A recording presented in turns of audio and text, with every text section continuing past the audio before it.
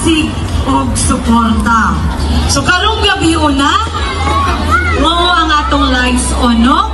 Atong ma-witness ang atong pagpasiga, ang paghatag o kahayag sa atong lungsod sa Titay. So kani para nako, it symbolizes, no, more than brightness, kahayag. It gives light and hope.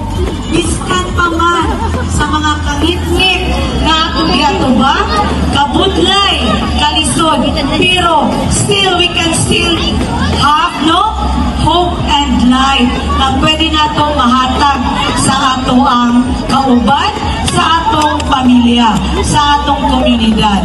So manghinaot ko na this Christmas na kanunay ang kalinaw, gugma o kalipay, especially sa ato ang trabaho, sa atong mga opisina, sa atong pamilya o sa atong lungsod sa Titay.